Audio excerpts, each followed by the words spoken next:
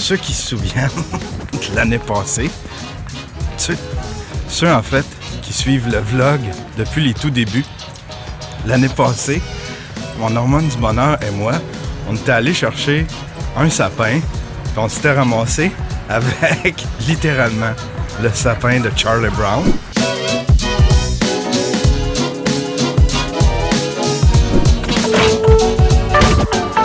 Oh my God, Yann! Sérieux, là? Qu'est-ce qu'il y a, mon char?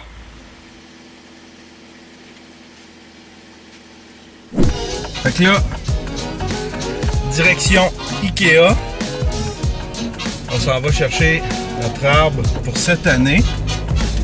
En espérant qu'on va se pogner. En espérant que pour 20$, on a des arbres un petit peu plus gros que ça sur quoi on est tombé l'année passée.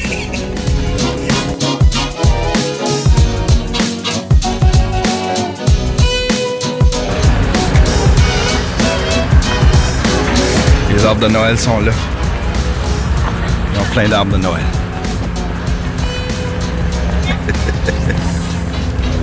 Comment ça fonctionne, madame? Bonjour.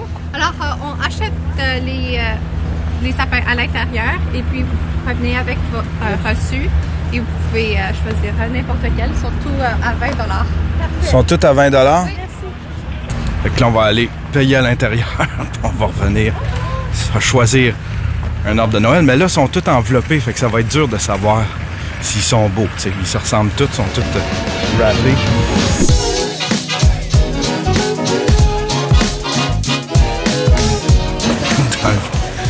Je viens de comprendre la patente. Faut payer le sapin à l'intérieur, mais pour payer le sapin, il faut passer à travers tout le magasin. Fait qu'évidemment, tu veux tout acheter. Fait que là, on essaye d'y aller straight pour aller acheter le sapin.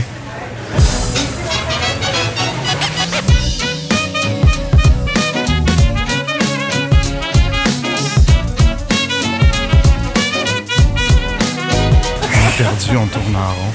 On a déjà passé par ici.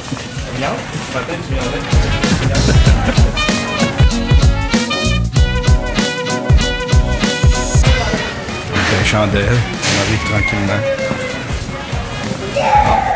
On atteint enfin le côté entrepôt.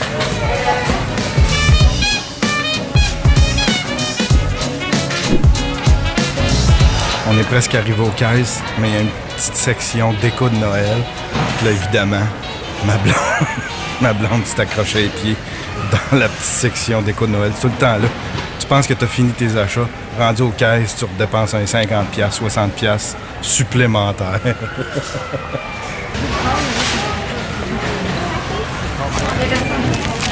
Ma blonde s'est poignée des cactus pour faire un DIY.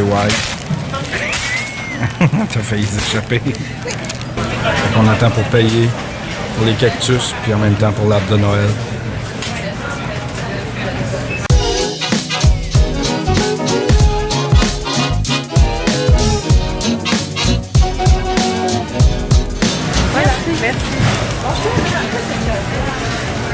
Cool.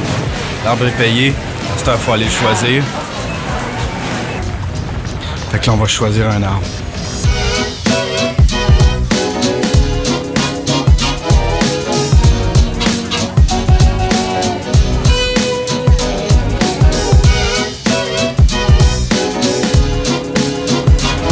Moi, je le trouve pas pire.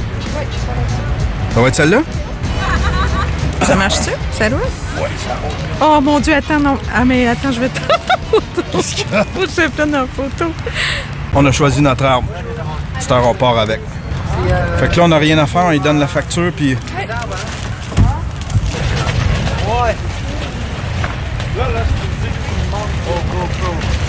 Là, on s'est pas pris de corde de rien.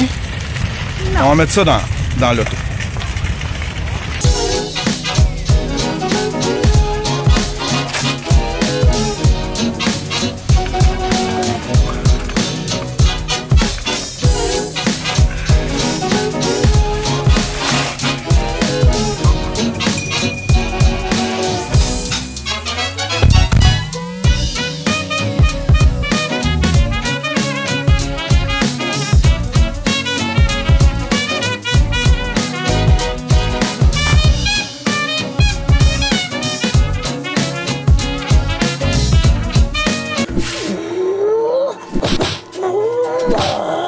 suggestion Netflix.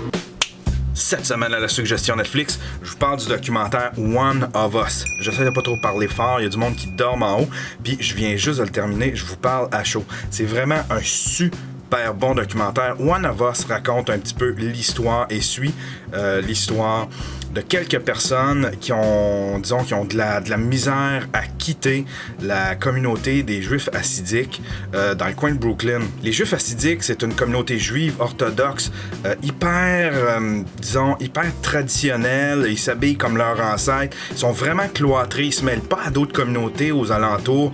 C'est une communauté qui s'est formée. Faut les comprendre un peu. C'est une communauté qui s'est formée pour survivre ensemble à l'Holocauste. Mais là, aujourd'hui, ils restent encore cloîtrés, ils veulent pas se mêler à personne autour, et puis ils ont créé leur espèce de petit univers, leur espèce de petit monde, duquel il est très difficile de sortir. On suit entre autres l'histoire d'un jeune qui, disons, a été violé dans cette communauté-là, et puis qui passe son temps en rehab. Il y a un gars qui a réussi à s'en sortir, qui vit dans une espèce de caravane, qui raconte un peu comment c'était difficile, comment il a été renié par sa propre famille. Il y a aussi cette mère de 7 enfants qui essaie de se séparer de son mari, d'avoir la garde de ses enfants, mais c'est vraiment dur. La communauté juive hassidique, c'est une communauté qui ont beaucoup d'argent, qui se tiennent ensemble, donc ils payent les meilleurs avocats au père. On sent vraiment une espèce de sentiment d'injustice. C'est vraiment dur d'avoir de la sympathie envers la communauté. Il faut vraiment être dans un bon state of mind, être ouvert d'esprit pour regarder ce documentaire-là sans tomber dans le racisme ou sans tomber dans l'antisémitisme, si on veut. Puis il faut se dire aussi que, bon, c'est sûrement pas toute la communauté qui est comme ça, mais disons qu'en sortir, c'est très, très, très difficile. C'est une communauté qui est tissée serrée, c'est une communauté qui a des règles très strictes, qui vit selon des morales et des lois qui sont, disons, ancestrales, qui s'habillent comme leurs ancêtres. C'est un super bon documentaire. C'est lent comme livraison, c'est beaucoup de la caméra témoin. On peut rester là à regarder une mère triste de devoir quitter et laisser ses enfants au père. C'est vraiment bien filmé. La photographie là-dedans est excellente. La musique est excellente. C'est un rythme très lent qui peut vraiment nous absorber. On sent, c'est pas très joyeux, là. La musique est triste. Les images sont tristes. Il y a une ambiance un peu... faut vraiment être dans un bon state of mind pour terminer ce documentaire-là et ne pas tomber dans le racisme ou dans l'antisémitisme et pour pas tomber dans la tristesse totale. Moi, j'ai trouvé ça excellent. Ça va vous toucher, ça va peut-être même vous tirer une larme. Ça s'appelle One of Us et c'est disponible sur Netflix.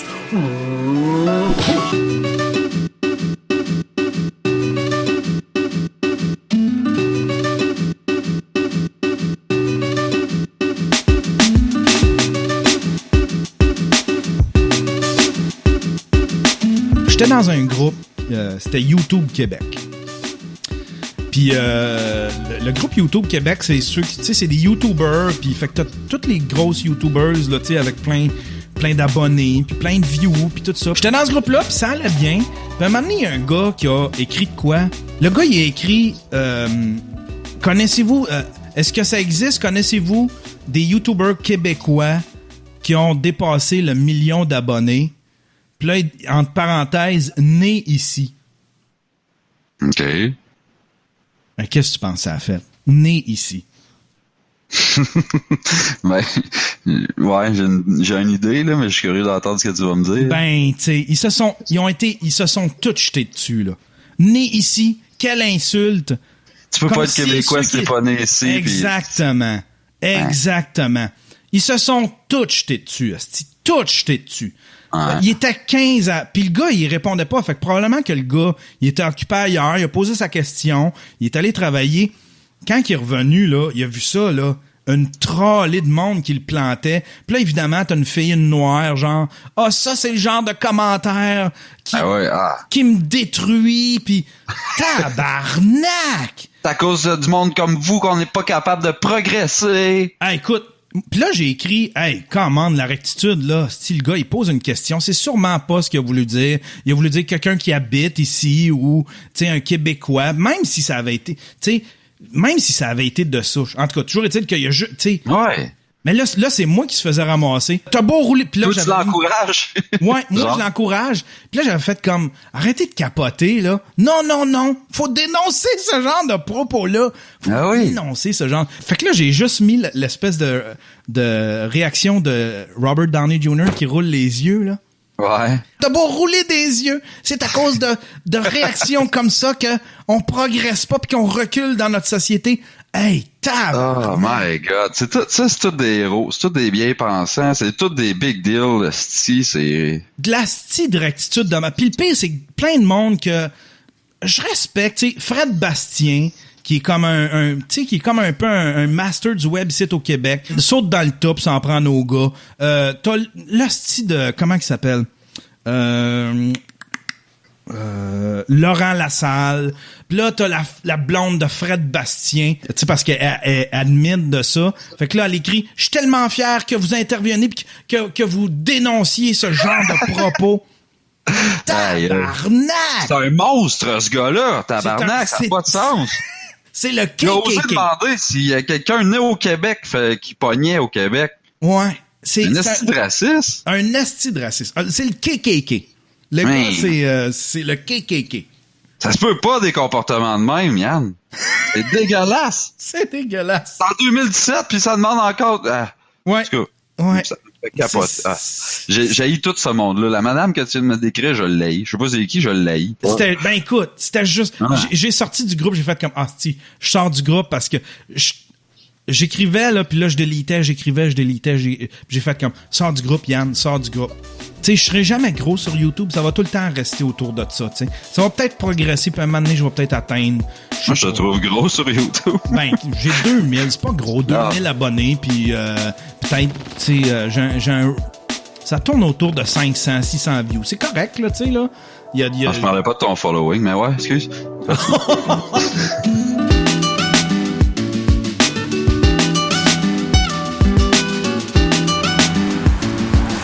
Quelle tristesse. Bel arbre. Bel arbre. Tout, ils vont le couper. Il y en a plein dans le parc. Ils ont mis des pancartes. Triste au bout. Mais bon. J'imagine qu'ils sont malades. Tiens, il y en a un autre là-bas. C'est bien poche, ça. Couper des arbres. Aujourd'hui, on est jeudi.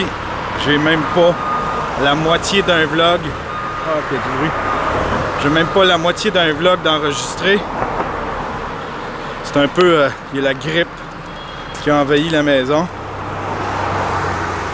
Ma blonde est malade. Moi, je suis encore un peu fiévreux. Ça fait une semaine, presque 2 semaines que j'ai le rhume. J'ai le nez qui coule. Je me lève le matin, je suis tout... Bleh. Puis là, ben, j'ai un gros week-end. Ce week-end, je m'en vais... Ah, ça, j'aimerais ça le vlogger. J'espère que ça va marcher. Je vais demander à Mike. Ce week-end...